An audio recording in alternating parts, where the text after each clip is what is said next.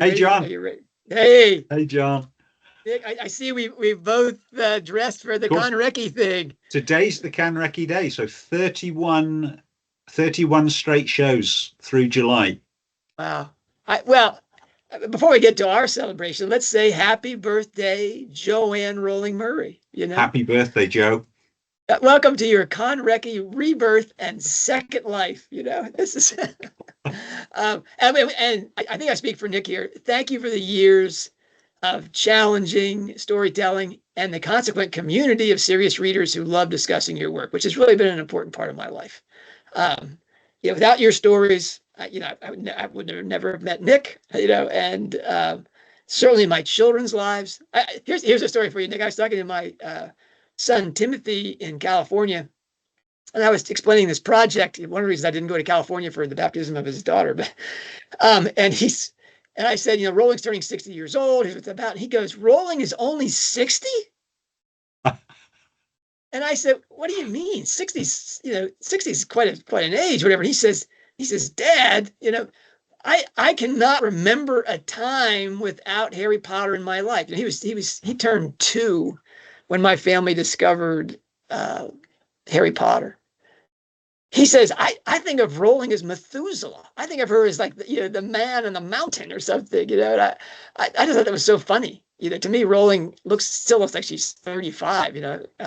She looks much younger now than she did when she was in 1997, 98. Those first interviews, she looked like she was in horrible shape. Anyway, thank you, Joe, and happy birthday. Hope you enjoy the show. So what are we doing here, Nick? What are we doing Okay, here? so we are our celebration of the life of J.K. Rowling. All she's done for us is we're celebrating her Canrecchi. So we're both huge Nipponophiles, fans of the culture of Japan, and in Japan, the 60th birthday is a big deal. So they use the Chinese annual calendar. Each year is assigned an astrological animal, 12 astrological animals, and it's also assigned a Chinese element, one of the 5 Chinese elements. So each year is signified by an animal and an element. J.K. Rowling was born in the year of the wood snake. Those 5 elements, 12 animals, that's 60 combinations. We've gone all the way through the calendar, and it's now yet again the year of the wood snake. So for J.K. Rowling, the calendar has come round to the year at which she came into the calendar. So she's lived essentially a full calendar life, and now is the time for her spiritual rebirth, her second life. So seriously, you take all the experience, all the possibilities of the astrological atmospheres you've passed through, and you're a whole. I mean, you're a WHOLE, not a whole, but you're a whole person. You have some sense of completion, and now you enter the second life as really as having transcended all of those possibilities. And so this is an exciting time. I mean, the Japanese people that I knew, before I went to Japan, I was at a Conrecki celebration in Massachusetts before I joined the Marine Corps. One of the reasons I went to Japan, I wanted to learn more about this kind of culture. And people came from all over the world to celebrate this man's Conrecki.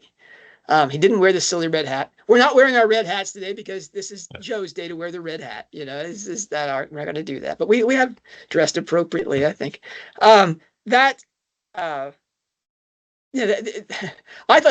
of the man. Then I was 24, and I thought 60 was just was really really old.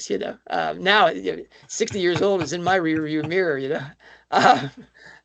That's but anyway, it's an exciting time, and it's an exciting time in Rowling studies. And so we've spent the last month, Nick. This is day 31, of our Conrecki celebration. We've gone through every book that she's written, to include a couple of books that we didn't have in our original list, and we've talked about golden threads. We did one hidden key or tool. We did the ring composition in a fire hose, and we've done a couple of golden threads. We went through the I don't know if we didn't talk about the pregnancy trap golden thread here because we did that so exhaustively in a previous podcast. But yesterday, because people were saying, let's have some more golden threads. That sounds fascinating. And we did do a review of all the golden threads. Yeah. But we decided that as our closing thing here, we would talk about the golden thread of the lost child. And really though we didn't do an exhaustive look at lost child, we did a preliminary one. We came up with 28 pretty solid lost children, and the 4 types of lost children that we see in Rowling's work. Excuse me. And then asked ourselves, what's the spring for that? Ed Charlotte was saying, look, if you're talking about the lake, there's various springs. There are key relationships. There are her the books that she's read. There are key events in her life, like education and stuff like that. And then there's the crises in her life, the unresolved issues that she says that trouble her in her subconscious mind, and they show up as story. And this is the lake in the shed metaphor. She talks about her writing process. Nick has that beautiful lake behind him. My goodness, I'm afraid about flooding in Wales here, but it's been raining. Swan, no less. It's been raining in South Wales, so I took a little bit of a hike, and this is one of our nicest lakes. So I thought I'd come and sit in front of this one. That's wonderful. And how you got that swan to sit so still though while you're doing this? I don't know, but that's. And I'm in the shed because Rowling talks about her inspiration coming through her lake, all those springs in her lake, and her personal life, private life, and then she takes that molten glass like blob that the lake person gives her. Maybe I'll put a link down and we know what the lake person looks like. She's told us what it looks like.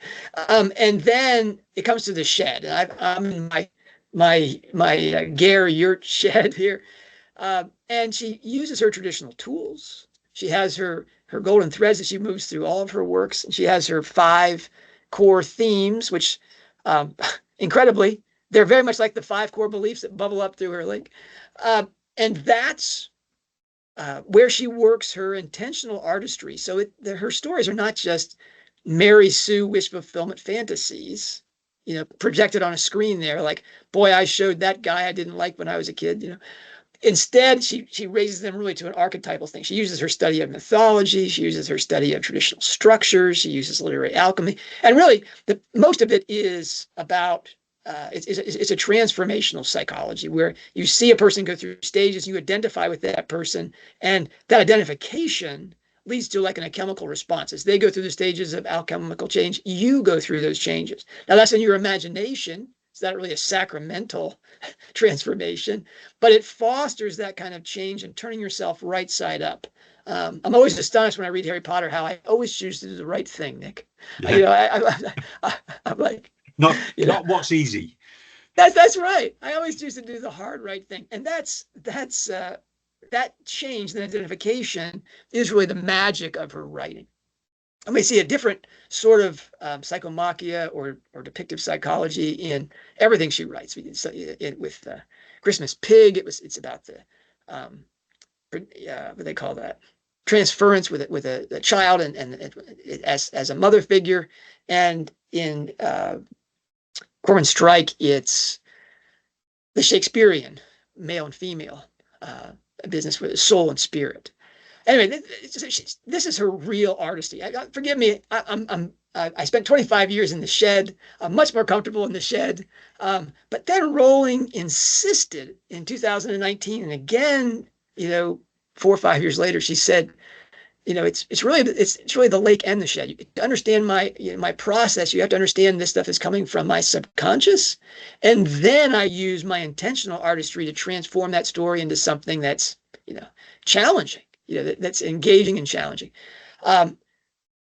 You can't really understand her work, though, she's saying, until you understand the lake side of it. Well, we've done sort of a shed to lake to shed thing here, where you start off when you're looking at golden threads. This is the 4th generation of Rowling studies. We've got 21 books by her now. Now we're going to start looking at not just the most current book or the one that's coming out soon, but we're looking at the whole spread of her works. The 21 stories with ancillary texts and stuff. And you look at those and you say, okay, what runs through all of her books? the way, I mean, in the Casual Vacancy promotional tour, I think with Rose, she said, I see mortality and morality running as a thread through all of my work. At that point, that was just the 7 Harry Potter novels and Casual Vacancy. But that golden thread runs, that's a theme. That's actually runs through everything she writes. But there are other golden threads that you identify in your shed reading, looking at her artistry and trying to find the things that she puts in every book. Things like Bad Dad. Now Bad Dad doesn't take a lot of work. We know that Rowling was conceived out of wedlock. We know that her illegitimate conception resulted in a real upheaval in her parents' life, real disappointment to her father. And he wanted a boy. He wanted her to be named Simon John, right? And she said he never got over that. He's never gotten over that. And so bad relationships with that. She was scared of his shed, his garage. There's all sorts of things we don't know about that relationship, but we know it wasn't good. And so dads, as she's told Lev Grossman, are really the source of evil in everything that she writes. So when I say shed to lake to shed, what I'm saying is that we look at the work over its entire spectrum. We identify a golden thread, something like Bad Dad, and we say, okay, that's in every work. Oh, there's the lake element that it corresponds to. Is the Bad Dad, is her relationship with her father. Okay. And she chose that. Then you go back to the shed and say, she chose in that to show somebody who in authority that abuses a relationship and causes psychological, damage, which then plays out in the future as, psychopathology or whatever. And so Bad Dad is, it's in everything. She should, but it's a theme, so you can't look at what a bad dad has done and say, okay, her father did that. You can say it's a theme. So she has problems with her father. That's an unresolved issue, most likely, and that unresolved issue has presented this situation or this character as an inspiration for her work. Now, the difficulty is when you're looking at these, you see violence against women in her work, and you say, okay, violence against women. Maybe there was something in the shed at her house. And maybe we certainly know there was violence with the Rontes, and maybe there was a boyfriend problem in Manchester. We don't know, but we know that Rowling has experienced violence in her life. She's still PTSD. She's she has this problem, and it's in her work. This is something that she wants to bring up front. Now, is it so traumatic that she's trying to beat a dead horse, or it gets tiresome? No, it's always presented quite credibly. Yeah. Career of Evil was, as she said, it was a little close to violence porn, but still, violence against women. There again, you go shed, you identify it, you look in the lake, there it is, and then you see how she's reworked it to that. Yes. And then Nick, and there's 14 of those, and most of them are pretty straightforward connections. You say, okay, I can see from my shed work, this goes through everything she writes. I can see a parallel here. For example, you identified, it's not, I wouldn't call it a golden thread, but it's a frequently occurring element or plot point, and that is, a 2-children household that's pretty unhappy on the state of a manor, which is a mirror reflection of her childhood in Tutsill. Yeah. Now, sometimes it's 2 boys instead of 2 girls. Sometimes it's it can be all sorts of things. Sometimes the mother is absent, like in the Gaunt family, but still you can recognize her childhood home, and this is the kind of foundation thing. Great, but it's done so artfully that you don't flinch at it and say, oh, really? Here we go again. She's beating up her dad, and she's talking about her failing. Instead, you're kind of surprised when someone points it out to you, like, oh, there it is. It's a fascinating thing. So again, you go shed to lake to shed. You get it. But then, Nick, there are those golden threads that, you say, I see it go through everything she writes. Pregnancy Traps was the most obvious one. And you're just like, okay, it could be that, first of all, you have to note them all. You have to identify them all and just be astonished and just say, wow, there's 25 of these things. She's only written 21 books and we got 25 pregnancy traps. That's like Orphans and Dickens. This is such a deal. What is that about? And you speculate about it and you say, well, there is something in the lake there. You could say that pregnancy trap was something that she experienced as a child because her mother may have sprung a pregnancy trap on her father. That's how she became pregnant, and that's how she got married. And I was like, okay, that's credible. Maybe her dad told her it was a pregnancy trap, and that's why he didn't like her. But that's possible. But it's just as credible that Rowling did it herself. That she either did that to Michael X in Manchester, or she did it to Orontes in Porto, or both. And this would be a disturbing thing to her, and because as a feminist, that's kind of a power play. It's kind of a weird power play. That's not a very flattering thing. In Rowling's work, pregnancy traps, although they are so frequent, they never work. Pregnancy traps never work. They always end badly. Yeah. So when you go shed to lake here, you're left kind of scratching your head, what is that? We don't know what that could be. We concluded in our survey of these things that you're left with the fact that she probably sprang one on a guy that she was on and off with for 7 years and wanted to get this guy to commit. He's a commitment phobe. Gavin Hughes in Casual Vacancy, right? And she got pregnant and the trap didn't work, or he just said, no, I can't do it. Or she decided he was a jerk and didn't pull out of it. But I mean, it's possible. It's possible. Obviously, as students of Rowling's writing, we'd like a little bit more to go on. But it fits the timeline. It would fit the unresolved issue. So it's possible. And here's the thing. If you can't go, this is the point I'm trying to make, go shed to lake to shed. Yeah. If you just go shed to lake and you're left there with your water wings on saying, what am I doing here? I can't get an answer unless Rowling or Michael or Orontes or somebody says, oh yeah, that was what happened. We can't get that. Or if maybe Peter Rowling will say, hey, that's what happened to me. I got trapped here. That you can't go back to the shed from there, because the pregnancy traps, as you said, they're all bad, and it's about power imbalances, certainly, and about a woman's need for commitment to start a family, maybe some biological urgencies there of aging women, but pregnancy trap doesn't really help you that much. No. But then there's the golden thread that we started to tug on yesterday. Yeah. Now this one is as prevalent or more prevalent than pregnancy traps, and it takes different shapes and forms. We talked about this. And that's the lost child.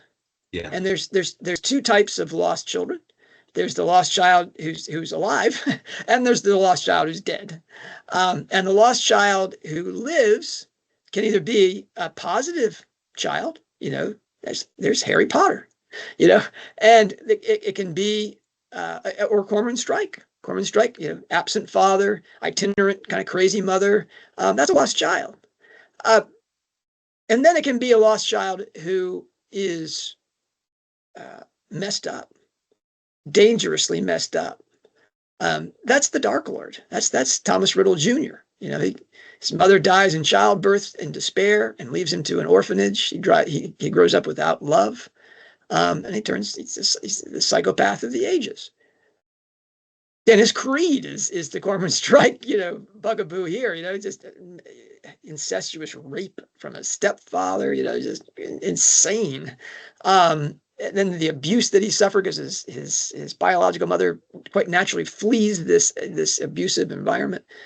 Then he grows up a nutcase that not only murders women, but tortures them, confines them, and just, that's, so you have lost child who's alive, who's it turns out okay. And then you have, but it never leaves you, as Harry Potter tells Delphine Diggory, another lost child who lived, who's also in the Voldemort category, lost child who lived, who got messed up. This quality of being an orphan or a lost child never leaves you. And then you have the lost child who dies. And there's two types of those. And the first type of the lost child who dies is the one for whom the caretaker, be it a parent or a half sibling like Lita Lestrange, grieves for that death for the rest of their life, just feels the agony of it. And then you have the lost child whose parents don't grieve about it, who dies, and there is no responsibility for it. And you get a again, I'm not going to redo all of yesterday's show. It was a long show, but we went through the whole thing and then said, so okay, so we've gone shed. Now we want to go to the lake and say, she says there's got to be a spring for this, something that informs everything she writes. Where does that come from? Rowling herself was not a lost child. Now, maybe she had an abusive relationship. Her father was abusive to her, if only mentally, we don't know, emotionally.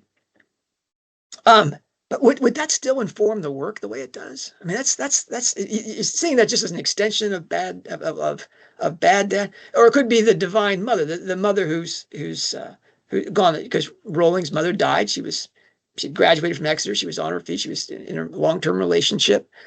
It wasn't really her childhood. She had an experience of her mother as a loving, caretaking person to that age, almost like Cormoran Strike. But her mother was much more I don't think anybody's drawn the connection between Anne Valant Rowling and Lita Strike. No. No. So that's we're in the lake. We're trying to figure that out, and I think the most, especially the grieving caretaker with the dead lost child, and the child who turns out bad, suggests that it's as a possibility that Rowling had an abortion, an induced abortion, not a miscarriage, but an induced abortion that she had misgivings about, and we know from feminists that she admires, like Germaine Greer, that is a school of thought among some feminists, that yes, a woman can't be shackled by nature. She has to have legal access to abortion. But, that liberation from biological necessity, et cetera, biological, imperatives, that freedom comes at a cost. That when you have the procedure, commit prenatal infanticide, however you want to phrase that, and it's always got a rhetorical color to it. You have to look it in the face that you have killed a helpless, defenseless, and innocent person. Camille Paglia just says, look, let's be clear, we got to have abortion, or women are they can't live a fully human life unless they have the capacity to say no to this child. But Paglia says, if you skip biology 101 and you're not willing to acknowledge that fetus is going to become a full human person unless drastic interventions happen and it's extinguished, you're not being honest with yourself. And that the moral high ground belongs to these pro-life people. You may not like them. You may see them as fundamentalists, this, that, and the other thing, but they're right. This is murder, and maybe it's justifiable homicide, it's justifiable feticide, but it is a murder. Now, that school of feminism, of course, is not the consensus view, but there's hints that Rowling is part of that. I mean, she believes in the immortality of the soul. She's not a conventionally or orthodox Christian, small o, in any sense of the word. She's never said a word to defend Christian women from Islamic, abuse. Not in the UK, not anywhere. Maybe in Iran, but not Christian women. Those are Muslim women. She's never defended Christians. She's always said that she hates the rules and the dogma of the church. She dismisses Christians with any concerns that disagree with her concerns as fundamentalists, which reflect, fundamentalist means Christians who believe things that I don't like. It actually has a very specific meaning in history. It's a sect of Christians in the United States that starts in the 1920s. Rowling's not using the word technically correct, but she is saying, these are Christians I don't like. And she has this standoff position about the church, which is fascinating to those of us who have studied her work and see that it's laden with Christian content, Christian symbolism, Christian transformation. Every time Harry Potter dies in a Harry Potter novel, which is every single book, he dies in the presence of a symbol of Christ and rises from the dead. I mean, that's for somebody that's kind of wiggly about their Christian faith, and she certainly is. That's weird. That's weird. And so Rowling's relationship with the church, which is standoffish, and yet her material, her work is filled with this stuff. And that Harry Potter and the Deathly Hallows is largely about Harry's crisis of faith. Dumbledore there standing as the guy with the long white beard on a cloud. That his crisis in faith in Dumbledore is pretty much the great challenge of that book for Harry Potter. He resolves it at Dobby's death in the grave, and he says that I'm not going to pursue Horcruxes. I am going to pursue Horcruxes. I'm not going to pursue Hallows, and that is his essential transformation. He's a believer at that point. Why does Rowling make the climax of her most famous and most popular work a person's crisis in faith? What is that about? And I think, Nick, that comes back to that question we've bantered about back and forth in the moderator back channels at HogwartsProfessor for years now. Is since 2019? Yeah. What is the Lake event that gives us Harry Potter? Well, the best answer that we've come up with, looking at the lost child evidence, is that Rowling had an induced abortion. We're assuming that the father was Michael X, and that she had real misgivings about that. Not so much as a Christian, as a person who believes in the immortality of the soul, more as a psychologist than as a spiritual Christian. And that this was some kind of crisis of faith for her. She did it, we assume, because of her vocation. We've read in her work where she, what is it that Satchel says, the obstacle to success is the pram in the hallway, or fame and glory, or whatever. And Fancourt says women don't become famous authors, largely because they, women with children don't become famous authors.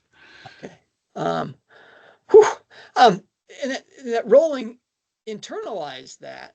Maybe she's talking about how she felt when she decided to, not have this child. But there's a conflict there. And we see these lost children, we see these pregnancy traps, and we think, okay, that would make sense. She sprang a pregnancy trap, consciously or unconsciously. It failed, and she had to make a choice. Do I want to be a single mother who wants to be a writer? What are the odds of my succeeding? And she said, 0, effectively 0. So I'm going to, kill this child, try to save the relationship. Because she doesn't leave Michael until well after her mother dies. But she has that inspiration coming back from Manchester on a train. And this had to have been a subject, I think, of conversation. And so she says that the idea that came into her head was, boy is a wizard, doesn't know he's a wizard, goes to wizard school. And she said by the time she got off the train, the story was almost fully formed, meaning that Voldemort and his story was already a part of the story. Yeah. So from the beginning, we get Merope Gaunt, We don't meet her, until we're in the pensieve, in Half-Blood Prince. But wow, Yeah. this is that's the foundation crime, is the Gaunt's abuse of Merope and her trying to escape that via pregnancy trap, and the child that she has because she has to. In Victorian England, there's no, or I don't know, Edwardian England. Forgive me for not being up on the dates of the Dark Lord's birth and who was king or queen at the time. But that world does not allow for legal abortion, and it probably just anathema to her too. So she has the child, but she dies in despair. And that Dark Lord, that's the genesis point of the Dark Lord, is the woman who couldn't. So his nickname, he who should not be named, is the nickname you would give, or the sobriquet, let's say, of a child who was aborted.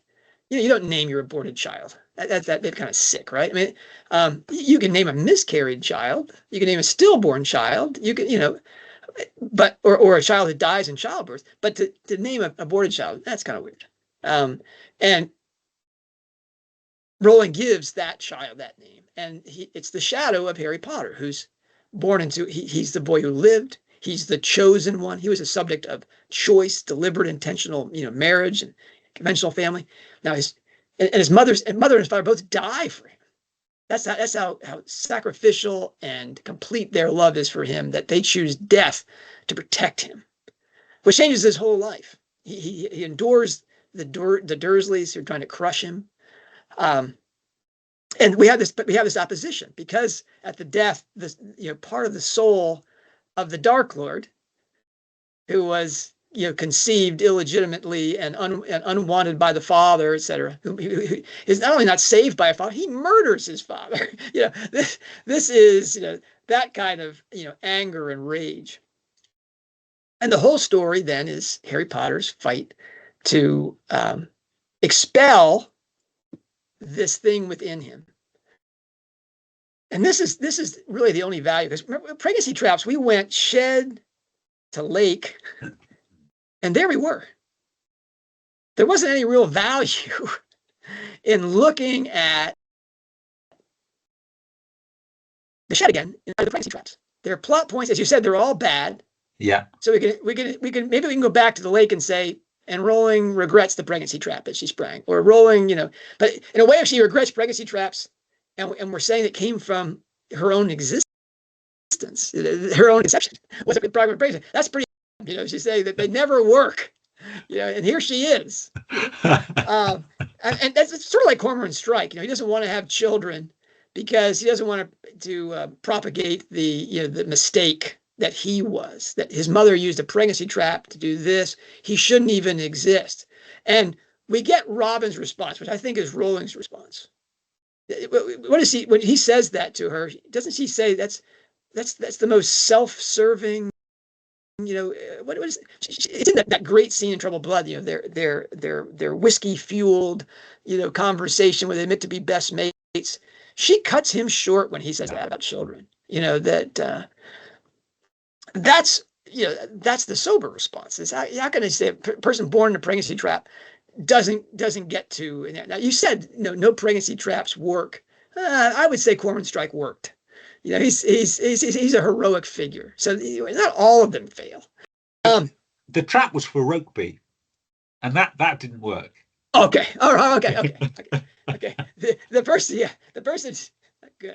Okay. But the child who comes out of it is going to be all right. All right. Yeah. That pregnancy trap thing, you can't get any more shed out of it. What shed artistry do you get out of that?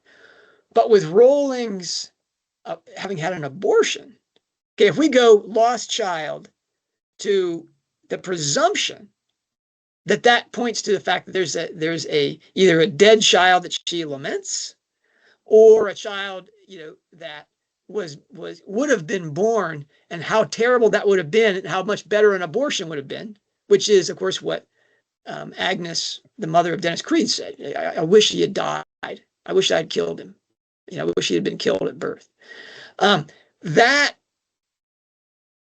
twofold image of abortion. Now, how does Rowling use that inside her stories? Is it just can you just see the shadow? Obviously, we've been talking about this for 3 years, but there's two ways to do it, I think. And the first way, well, let's do some history first. Okay, when Rowling did this 2019 thing, we were kind of like, how do we deal with that? It upset all my PhD plans. I had to totally revisit the thing. And then we get Christmas. That's why nobody writes a PhD on a living author, John. Gosh, it's a moving target. Yeah. Well, that wasn't one. I mean, that Lake and Shed thing still has been one of. She hasn't done anything like that, No. So then we got Christmas Pig and Trouble Blood. But Christmas Pig is where Rowling just opened the floodgates on Lake material. Look at this thing comes from this comes from that, the other thing. She was begging for us to say, oh, I get it. She had a turtle from her mom, and her kid has, a plush pig, and then of course we have the story about Mackenzie Genie and the blue bunny. This was a real Rowling appears in cameo inside the story. I mean, this was it's Dante-esque and Bunyan parallels. No, I lean a lot more toward Dante than Bunyan, but I mean that still, the whole allegorical elements, especially that we talked about that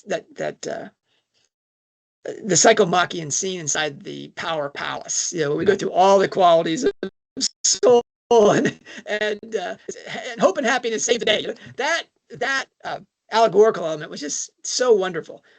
But Rowling was saying, comes from my personal stuff. Don't forget the personal stuff. And sure enough, that invited us to say, oh, well, look, it's a blended family story.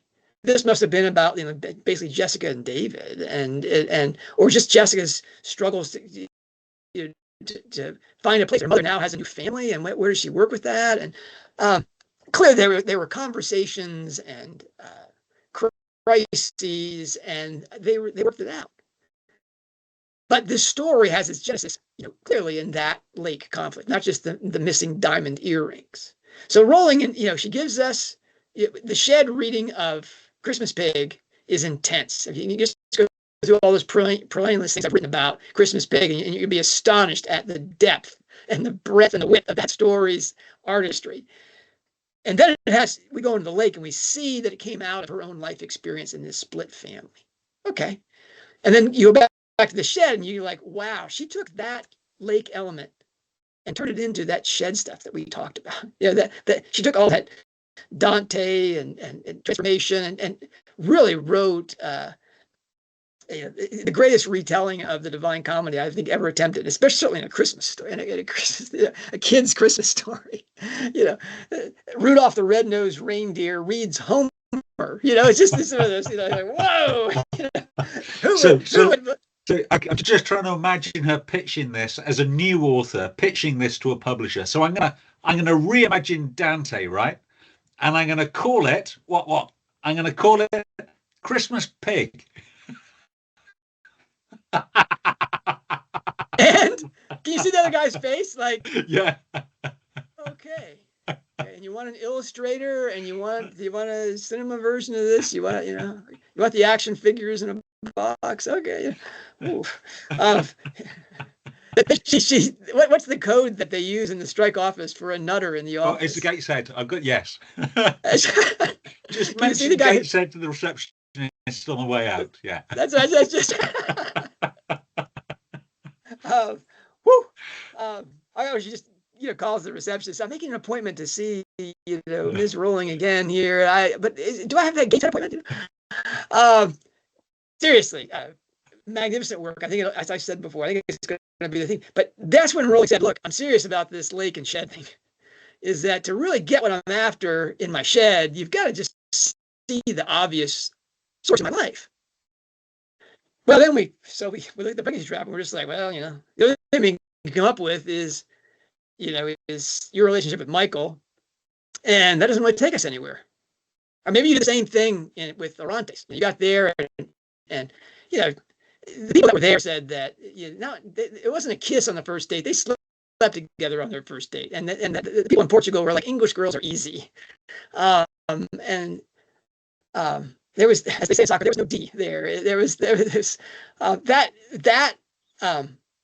she becomes pregnant. She's not married. She has a miscarriage. Then they become engaged. Then they were married, and they have Jessica. So I think they were engaged prior to the miscarriage.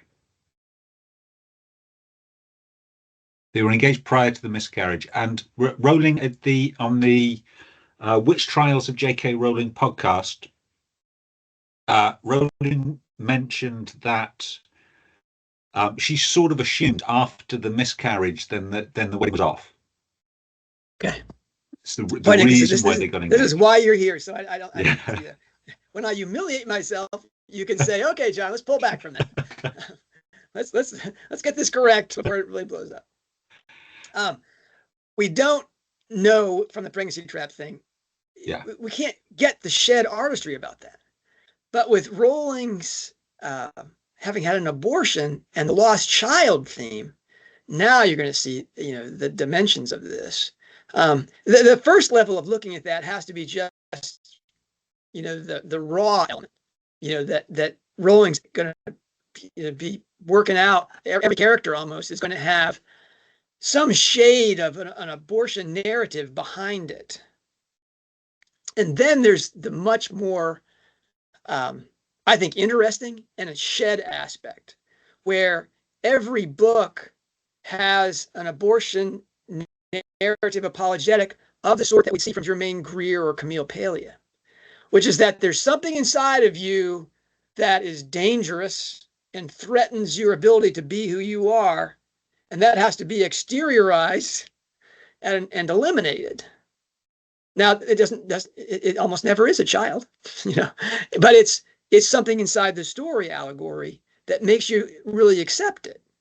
So that when Harry finally exteriorizes the Horcrux that he is, and the Dark Lord kills it himself, then we all breathe this giant sigh of relief. That this interior aspect of Harry has been exteriorized and destroyed in confrontation with the fact of it. It's really a cognitive behavior therapy exercise. So what I hope to do today on this Conrecki thing is to do the superficial thing first, which is look at Rowling's work and say, specifically Harry Potter. I'm going to really focus on Harry Potter and see how many of these characters are lost children, and how can you see their lives as some kind of transparency as an abortion narrative. Now that's thing. And then I want to go into, I think, the much more interesting shed aspect, where we get an abortion narrative that isn't actually an abortion, isn't an induced abortion of the loss of a child. All right, now obviously this is going to be quite the stretch here for most people. The central thesis of this argument is that Rowling's relationship with boyfriend X, one that lasted 7 years, ended in Rowling's having become pregnant and her mate's refusal to do the right thing as her father had done and marry her. She elected, consequently, to induce an abortion she was carrying, something the NHS of that time would perform without charge of public shaming. And that's, we'll have to come back to that, right, Nick? Because there's some element there of she could have broken the law potentially. She didn't get a doctor to do it, get a doctor to write off on it. Okay, but anyway, it is this break with her first true love and consequent decision to kill her illegitimate child, something her mother might have done but did not do, that inspired the Hogwarts saga.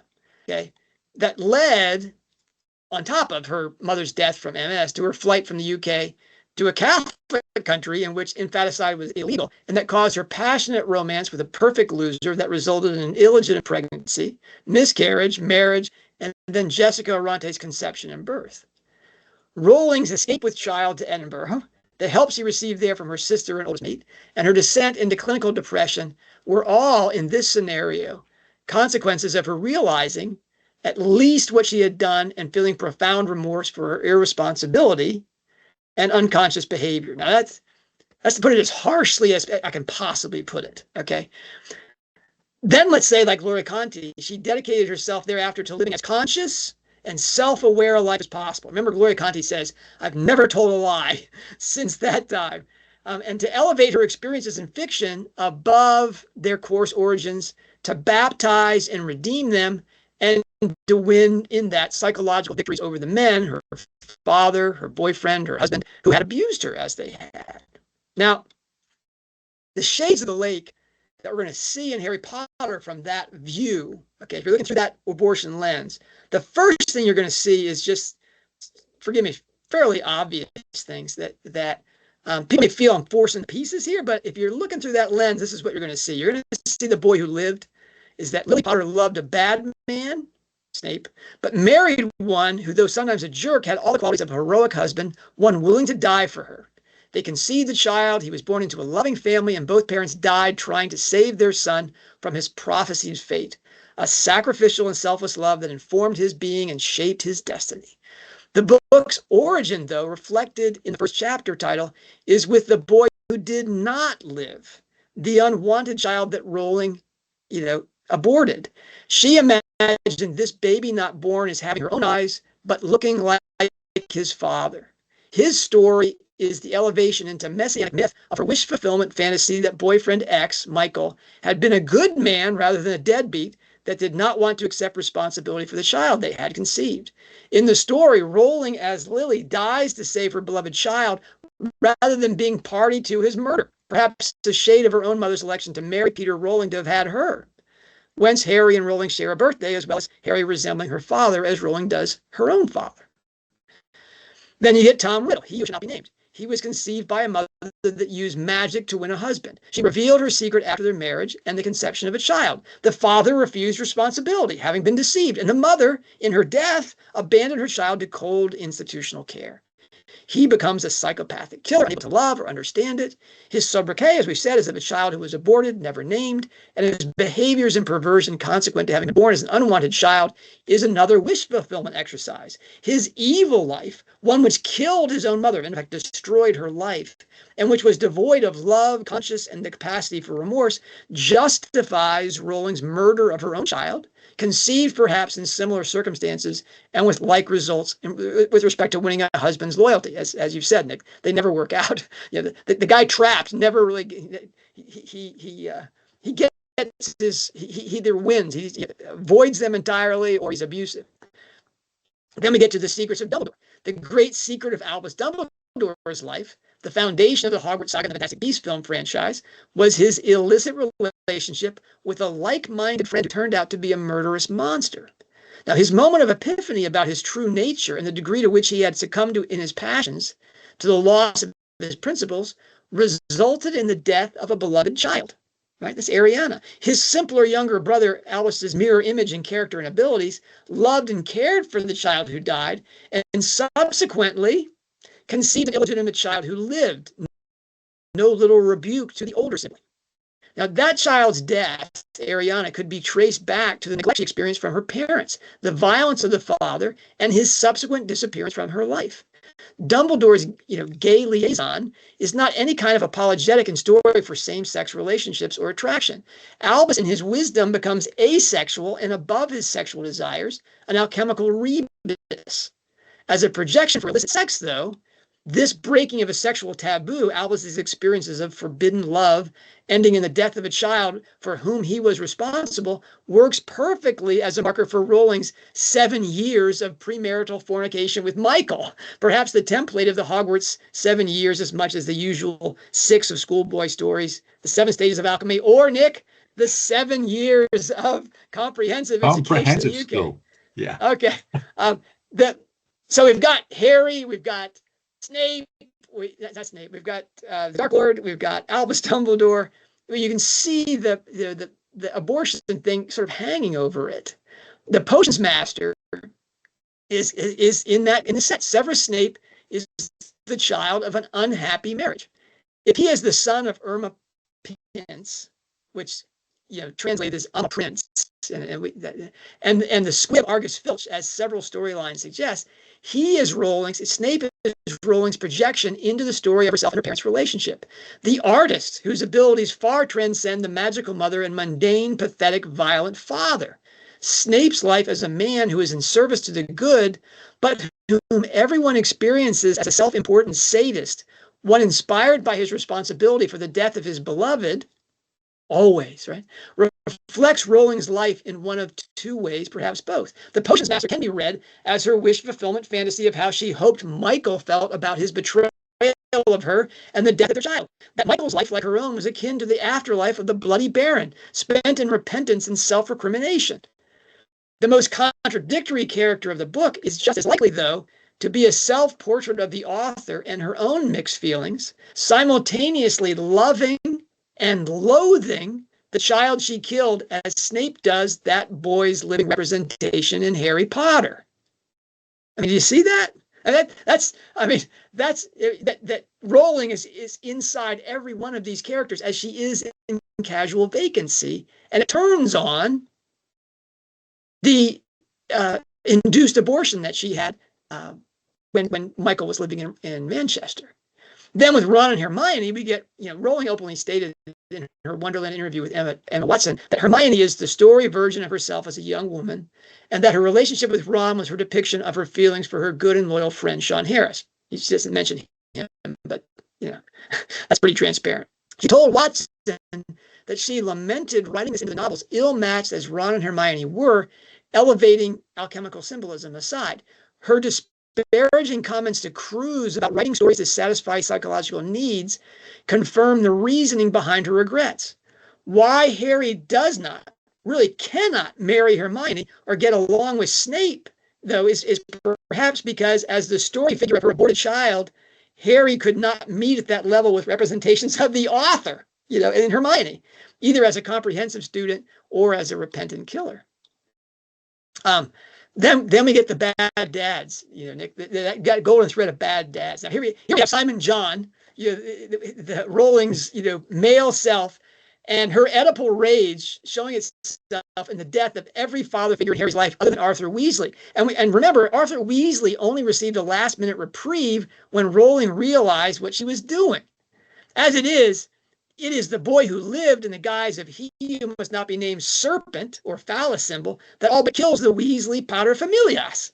The poetic monster living in Rowling's lake, her muse and resident fantastic beast, blames Peter Rowling for not loving her properly as a child, which neglect and disapproval were the engine of her own mirrored relationships with men. That's what she told Oprah, is that she basically married Orontes because she hadn't resolved her own bad relationship with her father.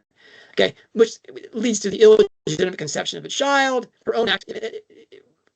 That was also true of Michael, not just Orontes. And so her relationship with Michael led to the illegitimate conception of a child, her own act of the ultimate disapproval, and expression of not wanting a child, which is killing the baby. Now, I've really focused on Harry Potter because I think we're so close. That's Rowling's really first published work. Yeah. Casual Vacancy is a pretty clear transparency to her life. I think that was conceived first. But we still see, if abortion is the lake spring that gives us Harry Potter, we can see in every one of the major characters. And the death of all the bad dads, we can see Rowling, dealing with that induced abortion that she had. Now, again, I'm not saying this is how you have to see the book. I'm saying if you look through this lost child golden thread lens that reflects an abortion in the lake, the baby in the lake, let's say, that means that you're going to see that every character has that shade. Now, it's also true in Cormoran Strike. She's much more in control of her inner Nagini in her Strike novels, but shades of her conflicted beliefs and feelings about an aborted child abound still in these books, these mysteries, especially in Troubled Blood, a book that's all about children, birthdays, conceptions and abortions, or babies not aborted who should have been killed, Dennis Creed. As Rowling's induced abortion remains the central event of her life, perhaps, one known only to her closest friends and family, it should come as no surprise that the Strike series parallels the Hogwarts saga in the many ways that it does, the so-called parallel series ideas. It's inspired by the same muse monster in the depths of her lake. Now, I'm not going to go through all the Corman Strike stuff. That's a lot of stuff, right? But I'm saying that that's the easy work, is to just go through there and say, okay, if I look at this through the abortion lens, how do these characters suggest that Rowling is giving them her message that she wants you to see about this spring in her lake? Much more interesting and much more like a shed thing, because that's projection fantasy. Yeah, that's working out your own issues and story and just putting them up on a big screen. And that's pretty mechanical, having to go through and just look at those things. What takes more subtlety and more appreciation of her artistry is seeing that after because she spent 5 years planning these things, and she was going through CBT exercises. There's no way she wasn't aware that this was some sense what she was doing. I think it's one reason why she never wanted to talk about the religious elements in the books while they were coming out, and she never wanted to talk about her faith, and she felt real bitterness about these fundamentalists that were attacking her work as this way. She knew what the foundation of it was. Now, the evidence that she knew what she was doing is in the shed reading of this thing, still looking through the abortion lens, but saying, how does she present it very subtly in the action of the story? How do we get an abortion apologetic that Camille Paley and Germaine Greer would be nodding their head about? It's necessary, but it's not painless, and it's not moral. You've lost your moral high ground when you induce an abortion. Now, this second looking at this narrative is the abortion apologetics. Every novel includes something interior that needs to be exteriorized and eliminated, which is a good thing. All right. Now, the test of this thing is to use this abortion lens to read and understand the Harry Potter series. Doing this reveals that each of the 7 books includes an abortion event in which something interior to a character is exteriorized, revealed as evil, and destroyed or otherwise eliminated. Each Hogwarts saga installment, in addition to being an edifying novel of psycho-spiritual transformation, that's really Rowling's hallmark. That's really her shed, point and pinnacle, has an embedded apologetic argument for abortion. It's what Ed Charlotte calls the grain of sand in the oyster that gives you the pearl. All right. Now, I'm going to very briefly review 7 arguments in story form that we get in a Harry Potter story. First, there's Philosopher's Stone. There we see Quirrell de Mort in mirror image reflecting Horcrux Harry, and he expels the Dark Lord from reverse image pregnancy of Quirrell. Right. Remember, Quirrell de Mort is Quirinus Quirrell with the back of his head is the Dark Lord. There's something interior to Quirrell that has to be expelled. And that expelling of that, because of Harry's touch and the love of his mother, kills the Defense Against the Dark Arts teacher rather than the evil wizard. This is the opposite of the Deathly Hallows finish, in which the Soul Scar is killed by Harry's sacrificial death for his friends, a death meant to kill the Dark Lord's scar Horcrux within him. Right? But we see that expelling of what's interior, that the hidden under the turban Dark Lord, in that. He doesn't kill the Dark Lord, obviously. He kills Quirrell, but it's expelled and it's eliminated. It goes off back to the Romanian forest. Okay, I can see that one. I'm keeping up with you, John. 1. Score 1. Chamber of Secrets. Okay. Now this one, you got Ginny acts as Quirrellness Quirrell here. She's possessed by this predator spirit that makes her do things that she can't otherwise would never do. Right. And Harry, doing his saving people thing, goes deep into his subconscious mind, miles beneath Hogwarts, really shoots my representation of phallic and yontic imagery there. And he rescues the girl possessed by this predator spirit and kills the monster within the book, right? He destroys that predator spirit, at least his vehicle, right? He kills the Horcrux. So once again, we have this thing inside. It's the girl, possessed by the spirit, or the book that has the monster inside of it. And Harry performs an induced abortion. He exteriorizes it and eliminates that threat. Okay, you're 2-0 up, and it's not even half time yet. And everybody celebrates. Remember, when this happens, Hogwarts rejoices. We celebrate. Harry's running the gauntlet of the objects and saving the Philosopher's Stone. And what's his name? Our famous alchemist. He elects to die rather than to live forever. And the stone is destroyed. The stone inside the mirror, which is another image like that. Okay. Prisoner of Azkaban.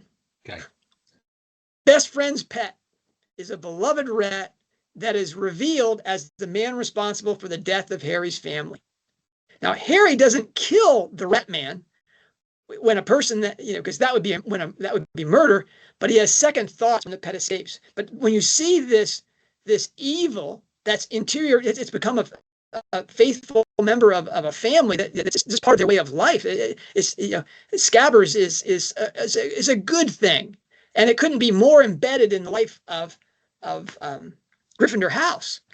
And all of a sudden, it's exteriorized and shown to be this horrible, person that was most responsible for the death of the Potters in Godric's Hollow.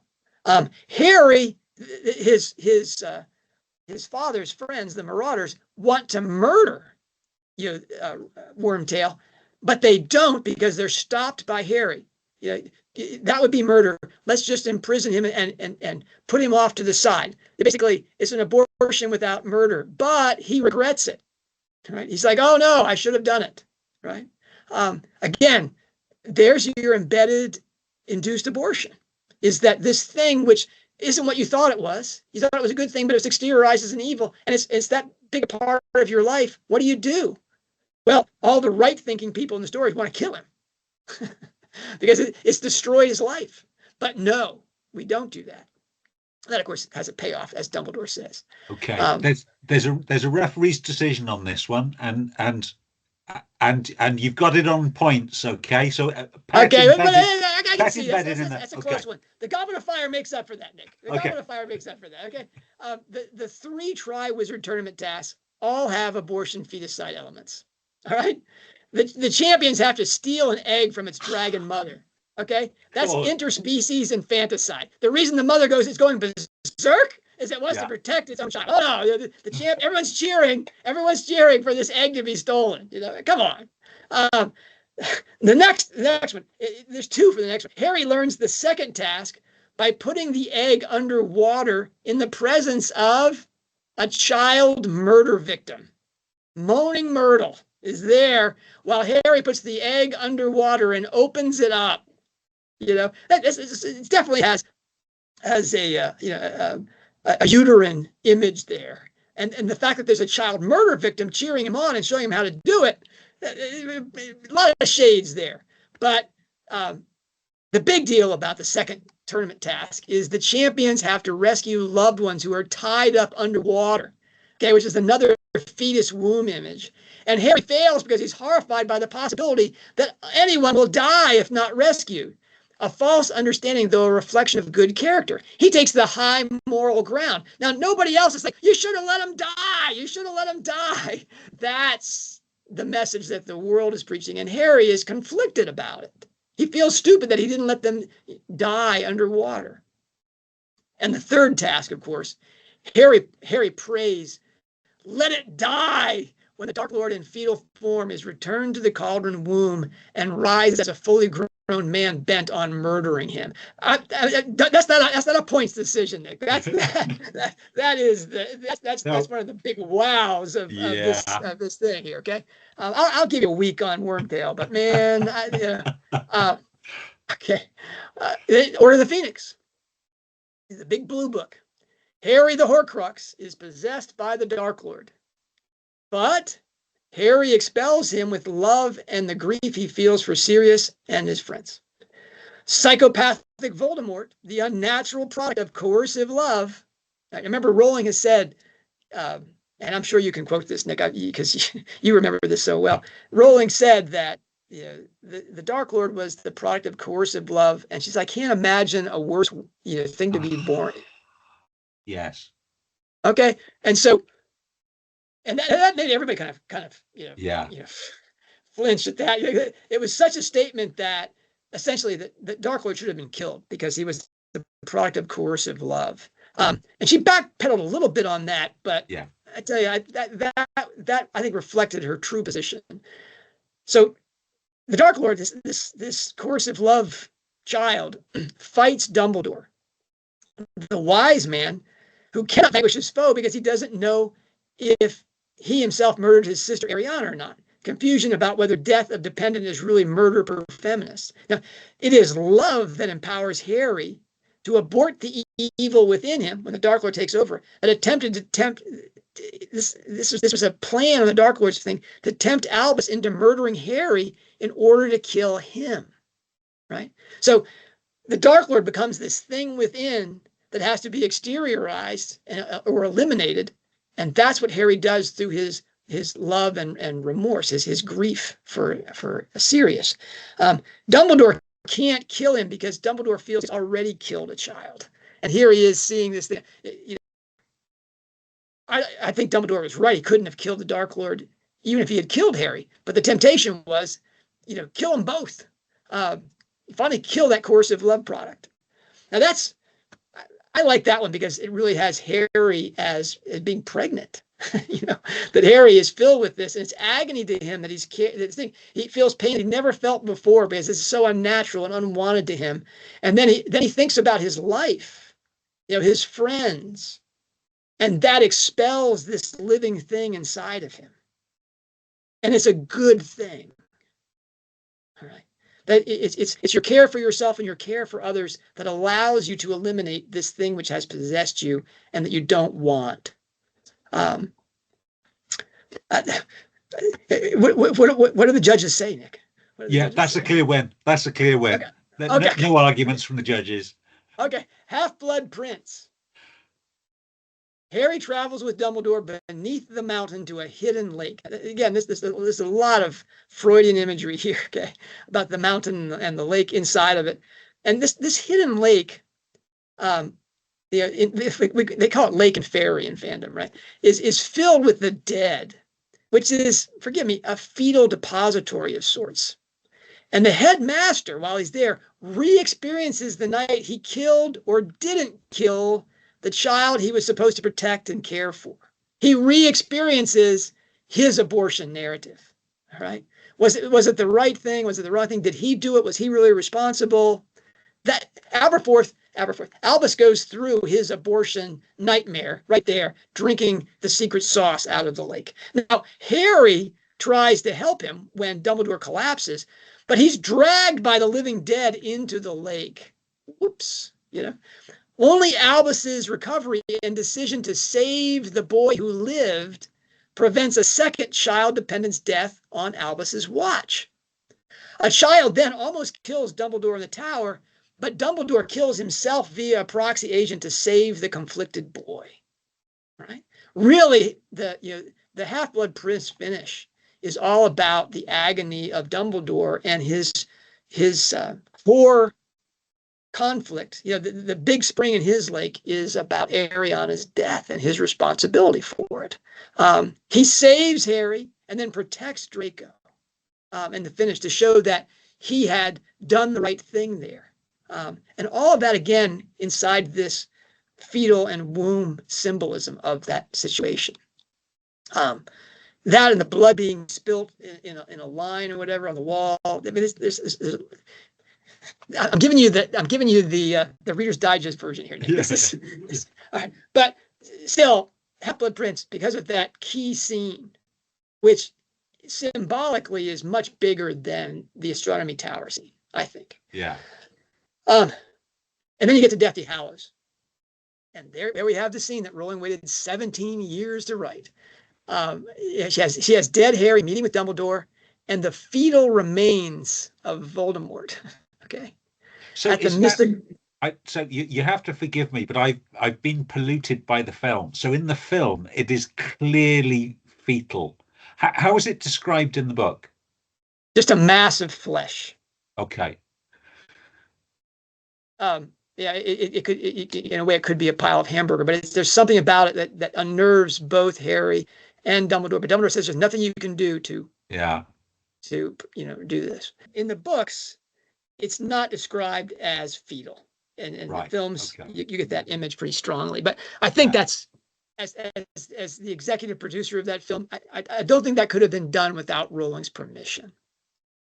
Right? That's too important a scene for her to say, "Oh yeah, just do whatever you want down there. Use some Play-Doh." I'm gonna say that's plausible. Obviously, for the last two films, she'd stopped writing Harry Potter. She'd completed it. We know she was on the film set a lot more frequently. She was almost entirely absent from the early films, but we know she was more involved in the latter ones. All right, so Harry has, at this point at King's Cross, there's three people there, right? There's this soul fragment mess on the floor over there, and there's Dumbledore, who's luminescent, literally just radiating light. In Christian symbolism, it's the light of the world. He's become one with this logos that comes in the world and every man. Now that Harry's there, and suddenly his vision is transformed. Harry doesn't have glasses on. He sees perfectly. Dumbledore tellingly is still wearing glasses. Now that, and everything that Harry wants, he gets. He wants robes, bang, he's clothed. And he knows everything. 17 times in that chapter, Dumbledore says something like, "As you know, Harry." Well, Harry's not the sharpest knife in the drawer. I mean, that's really. I mean, Harry all of a sudden knows everything. The only thing he doesn't know that he wants to know, but decides he doesn't need to know, is whether Dumbledore killed his younger sister. Right now, Harry at that point, to arrive there, he has expelled the Dark Lord's Horcrux scar fragment. Okay, which is his terminal pregnancy. All right, and how has he done it? He's done it via sacrificial, unconditional, selfless love. And now he can safely confront his already vanquished shadow self, right? He's committed an induced abortion committed by this shadow self abortion figure, right? The headmaster in that place confesses his Ariana nightmare and allows that Harry is the much better man because of his intentional abortion in the Forbidden Forest. I mean, okay, so that, Nick, to me, that's a value. When you look at the shed and you identify the golden thread of the lost children, and then you look in the lake and it's a mystery, what could that be? And you see, well, she's talked about abortion, she's for abortion, but she's not really beating a drum for abortion. As you said, she's only saying that it should be legal and safe. She doesn't say, everybody go out and get one. That lines up with Germaine Greer, who's one of the few feminists that she's mentioned as being really influential, and her take on this. And certainly with Camille Paglia as well. That tells us that, okay, let's assume that is that spring in her thing. What do we find? Well, we find first the mechanical interpretation things. And then we see the much more sophisticated shed items, which is that Rowling embeds an abortion inside every story in which something evil interior has to be exteriorized, it has to be expelled, and then it has to be eliminated or dismissed. Now that's a wow. That's a wow, because then you can see how each one of these stories includes this abortion narrative according to Germaine Greer.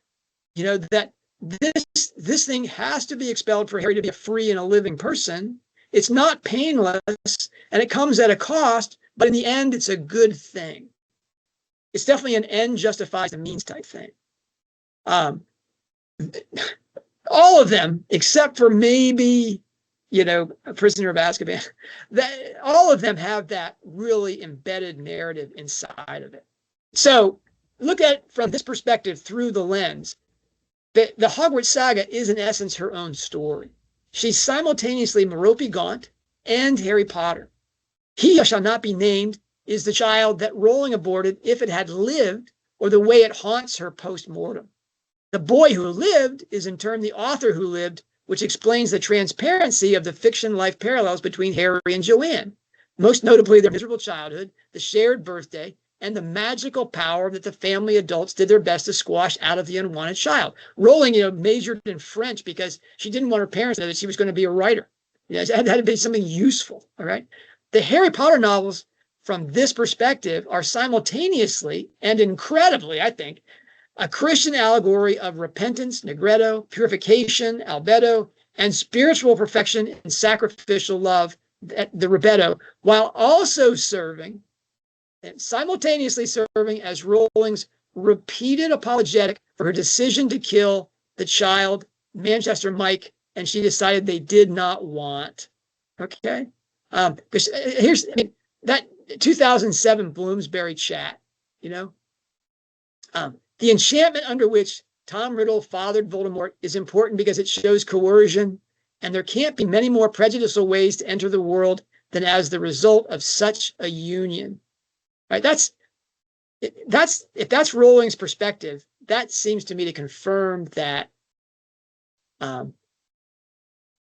coercive love, which is that another way of saying pregnancy trap? I mean, that would fit, wouldn't it? That would fit.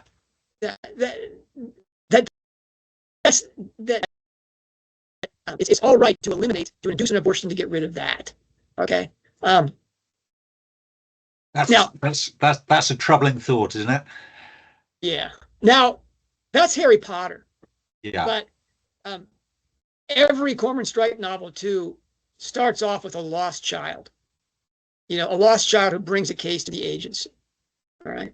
And it begins with Cormoran Strike's breakup with Charlotte, which is a breakup about her lost child, and the deceit and the elimination involved there. Okay.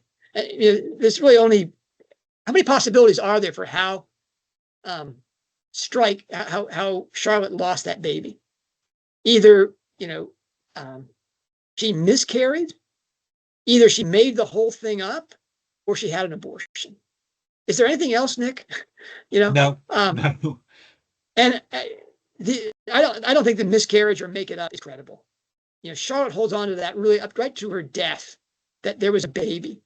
And so here you have the lost child, Cormoran Strike, having to confront this whole scenario and the lies involved with it, and he can't stand it because he's a lost child. Now, posit Strike as this lost child of a pregnancy trap. He has no father. His mother dies, just as he leaves their squat home, and her mother also is a victim of a pregnancy trap, right? We get Jeffrey Whittaker doing that. But every Strike case begins with a lost child. The first book, it's John Bristow. He's a mess. He's a basket case. He's an adopted child whose mother never really liked him, much preferred Charlie and Lula to John. And he comes in, it's upside down land. He wants to have Strike find him as a murderer, and Strike does that. The next one is Leonora Quine. Now, she's not a lost child herself, but she's really speaking for Orlando, who is a lost child, is absolute dependent, and she has a bad dad. And she basically wants Strike to bring bad dad to justice, or bring him to heel. And Strike finds him instead, and bad dad has been eliminated. So then we go to Career of Evil, and who comes into the office, Nick? So we get a leg initially into the office. That's yeah. Career of Evil. Gosh, Nick, we did this before. It just snapped right up here. I guess Career of Evil is Donnie Lang. Yeah. He appears in the office via this. He drives up to the office on his motorcycle. Yeah. And drops off a leg. Yeah. Here I am, baby. I've come to avenge my lost child that you killed, Strike. That's Donnie Lang is the ultimate in a child that maybe should have been killed because he was illegitimately conceived and his father hated him and his mother rejected him. He's a messed up kid. He's a Dennis Creed and a Dark Lord figure. Then we go to Lethal Light, and Billy Knight comes roaring in here, Nick. This Gateshead nutter comes flying in, and what do you do with Billy Knight? You try to find him. You try to find the lost child. You try to figure out what he was talking about and help him. And by the end of the story, he's become, not fully human, but he's in recovery. He's regained his childhood from Jack of Kent and the buried horse figure, which he thought was what, Nick? Thought it was a child. It was a buried child. That's what he brings to the office as the crime. There's a baby buried in this hollow. That's probably the strongest lost child with abortion overtones in the books. Then we get to, again, my favorite Corman Strike novel, Troubled Blood, and the foundation crime there is Luca Ricci, compelling Gloria Conti, a helpless woman who's caught in some sort of fandom fantasy about the Godfather. To date, this guy whose name means basically the satanic devil, the light carrier, the Lucifer Dick, Luca Ricci. Anyway, that's the foundation crime. Is the abuse of that young woman. But she has an induced abortion with Margot Bamborough's help. Now, in 1974, Nick, the UK law on abortion is different than it is today, or even when it was when Rowling was with Michael X. Yeah. So can you explain that?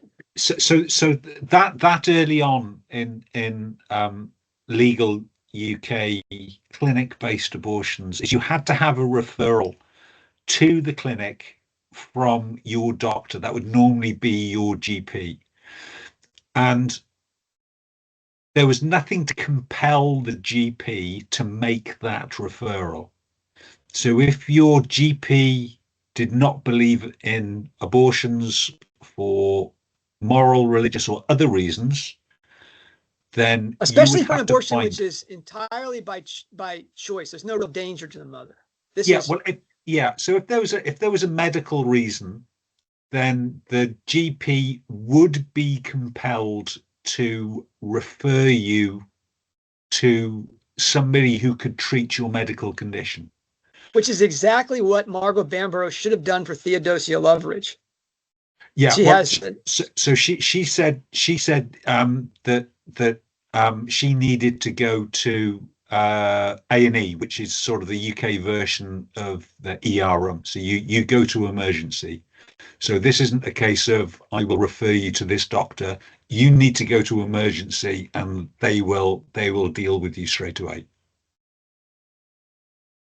But okay, so what's the difference between that and the time when Rowling is going back and forth to Manchester with Michael? Okay, so it was much more liberal then. Still, you can't, I don't think, compel a GP to refer someone to an abortion clinic, but you don't need that initial referral anymore. So you can make your own appointment at a family planning clinic to get an abortion. One way around it in the early days, when you still needed a GP referral, is that there were things like charitable clinics like Mary Stopes, who could make that referral for you, or could refer you to a GP that would make that referral. But yeah, it was in those days it was not so simple. They talk about it a little bit in the clinic. So the old doctor, and I can't remember his name, but he was against making referrals to family planning clinics. Okay, so here's my question, and correct me if I'm wrong here as I go along here. Yeah. Abortion feticide in the UK was and remains a crime if the procedure is done without a consultation with a certified physician that concludes with paperwork that the death of the unborn child is necessary. Now that can be Yes. You need to be essentially it needs to be prescribed by a physician. So either referral for a surgical procedure by a doctor, or prescription of a drug by a doctor. But still, right now, it has to be applied by a certified doctor. So you cannot induce an abortion yourself, and if you're not certified, you cannot induce an abortion to somebody else. In order for a doctor to do it, then there has to be a reason for doing it, but that reason can be relatively trivial. So it could be mental health, it could be circumstances, but it's not the case that a, a, a doctor would be compelled to um, to do this for no reason, but the reason can be relatively trivial. Now, right now, there's legislation going through to decriminalize it, essentially, and it's a little bit of a difficult thing because what nobody wants is backstreet abortions. But yeah, there's some steps going through Parliament now to stop it being illegal. My question here is, and we're going a little off subject here, but Yeah, is that Rowling's hesitance to speak out about it. I mean, Rowling is a proponent of legal, safe abortion. yeah, She's not an advocate for abortion. no. But she has never spoken about her own history in this respect. And why not? I mean, if she was saying this is a blameless, proper procedure, then maybe she could drop that bomb as a feminist and say, I've had an abortion, but she hasn't. Now, could it be not only is she trying to protect Michael X and his right to privacy, could she also be thinking of the medical doctor who signed off on what seems to have been a purely elective procedure, in effect, an unnecessary death? So no, I don't find that credible. Okay. But also, I think not credible, but more likely. So as I say, the reasons can be so trivial that it would be almost impossible to prosecute or even criticize a doctor for unnecessary abortion. Okay. It would still be illegal if she had done something physical or taken a drug to induce an abortion in herself. That would have been illegal. That's fascinating. I still don't think it would be credible just because the arranging an abortion in that time period would have been relatively easy, and given she's an intelligent woman, she would have known the risks, the health risks of trying to do this yourself. So if the Gloria Conti story is, it can't be in any way a precise point-to-point thing because it's 74 versus the 90s. But it might just mean that she had somebody advise her on how to do this and take care of her to get through the process. Okay. I'm going to say that the Strike series is in, as we have it so far. Okay, we only have 7. Is so far is in parallel with the 7 Potter numbers. That it was inspired primarily by Rowling's feminist beliefs rather than her spiritual, not religious, nominative Anglicanism, really her esoteric Christianity. The infanticide story that's embedded at the base of Troubled Blood Mysteries shows she is still working on getting over the Manchester Mike lost child. And there's that comment about my 28-year-old self that she made on Twitter. Maybe there was another one.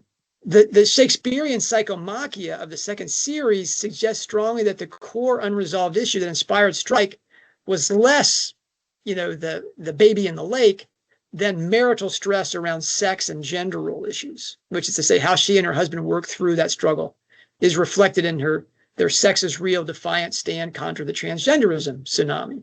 Okay. Now, what's great about this, Nick, is not only do you get, a perspective on the books, which is new and interesting, and with Harry Potter, you get that whole embedded abortion apologetic. That's a fascinating new aspect to the books. But now we get, if you postulate that she had an abortion, and we're left with that. Now we find out that why she doesn't like the institution aspect and the rules of Christianity. Her crisis of faith that we get in Deathly Hallows was that she knew the church as her protection from abuse, because Church Cottage is literally abuts the Church of English Parish and Sanctuary in Tutshill. And Christian faith, in fiction at least, is the great allegory of personal transformation that she experienced imaginatively, if not sacramentally. But prenatal infanticide, she recognized that put her outside the boundaries of church life, because she did not regret or repent that murder. She didn't celebrate it, but she believed it was necessary and therefore justified. Whence her repeated bitter comments about the bigotry of, quote, fundamentalists, including those she specifies of my own faith. Second, explains again why she never tweets anything about Islamicist crimes in the UK or crimes committed anywhere against Christian believers. Okay, and then we have her inability to acknowledge that C.S. Lewis remains the most profound influence on her work. From the 7-story series with an obvious double helping from the menageries of Christian symbolism in Potter, to the Psyche and Cupid backdrop, to the Strike series in A La Till We Have Faces, as well as the Dante regional structure of Christmas Pig, which C.S. Lewis did in The Great Divorce. All those things, C.S. Lewis dwarfs Austen and company for depth of influence on Rowling. But Rowling, qua feminist, is not going to risk her NOW credential by expressing admiration and gratitude to a supposedly Christian misogynist who would certainly find her Pegelian views on abortion abhorrent. Then I think, too, that this is the reason that Rowling refuses to speak about her personal history, that she refuses to sit down with anybody, a biographer, a Potter pundit, or a serious striker, really. She won't talk about the Cinderella Horatia Alger mythology and the nightmare of her first marriage. Okay, she points to the lake inspiration of her work, but will not do interviews in which hard questions will be asked, the answers to which will forever color the interpretation of an experience of her work, as Dickens's time in the shoe polish factory informs all Dickens scholarship. Now, that's to say, I think Rowling studies, beginning today, the Conrecki, is about to enter a very controversial period. I don't think she's going to really appreciate our airing these speculations about her past, but so be it.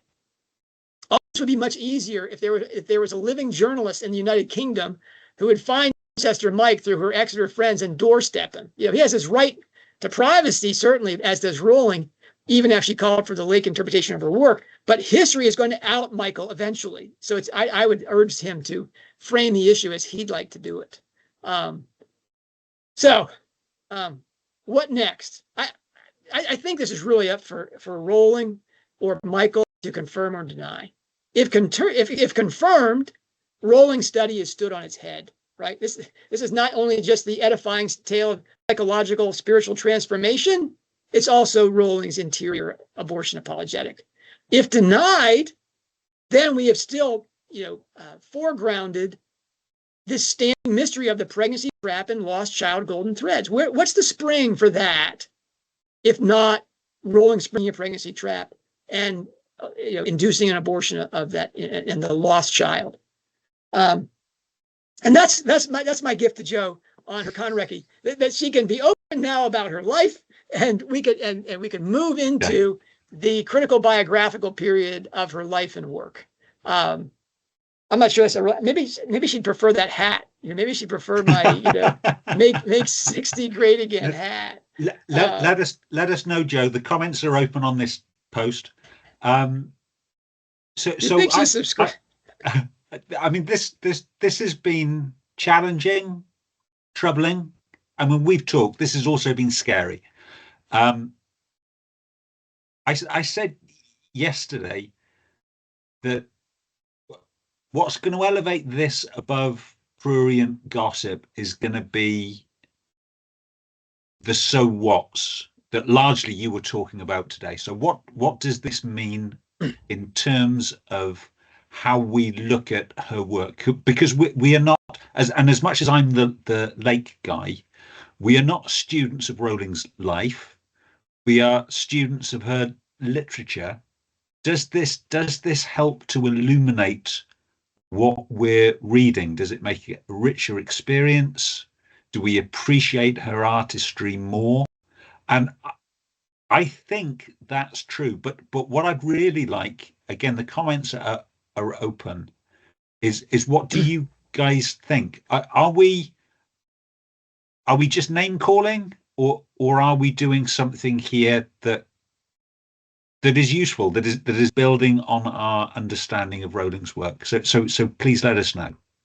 Yeah, again, the pregnancy trap work that we did, which is first-rate work, frankly, if I say so myself, that it doesn't take us anywhere. No. We just wind up in the lake and like, well, we're never going to know. Okay. But when you talk about the lost child golden thread, and it takes you to a grieving author who is still somehow conflicted still about that induced abortion, and about how that's an interior conflict, which is it's still a live wire, still running through her work. And then you take that lake possibility and use it as a lens to look at her work, basically shed analysis, try to understand her artistry and meaning, what she's trying to put across, just as she invites you to do in The Silkworm when they talk about Owen Quine's work. Why do we have these tropes and these themes that continue to run through her work? It's an issue that she feels that people don't understand yet. That would be this thing about, women and pregnancy, which I know the TWAW people aren't going to like this, but the possibility of pregnancy is a defining feature of being a woman. Yeah. And that as a qua feminist, it's has its central place. As a woman artist, she foregrounds it. It's right up in front. So that's my argument, is that clearly is that it has a valuable, it serves a valuable function inside shed analysis of her work. It shouldn't, but it may very well, it shouldn't diminish all the other shed work that we've done. This doesn't make the Christian symbolism disappear. This doesn't make that the psychomachia and the artistry of the structure, that doesn't go away when you understand that the germ or the grain of sand inside that oyster that it gives us the pearl of Rowling's work was this tragic induced abortion with Michael X. Okay, so happy birthday, J.K. Rowling. Please keep an eye on the channel. I think we're going to probably have a relatively short period of reflection. 2 or 3 years, Nick. But yes, we will let you know what's happening next. We both have to reintroduce ourselves to our spouses. Yeah. And, happy birthday to JKR, M, and to the fandoms, to the serious readers that have coalesced as a real dynamic community around discussion of these works and their meaning. It's been a real uplifting part of my life, and I'm grateful to Rowling for existing, and I'm grateful to all the people that I've met consequent to reading her books seriously. Yes. Thank you, J.K. Rowling. Thank you, John. And to paraphrase the dedication of Deathly Hallows, thank you for all of you who've stayed with us right till the end. Cheerio, John. Right.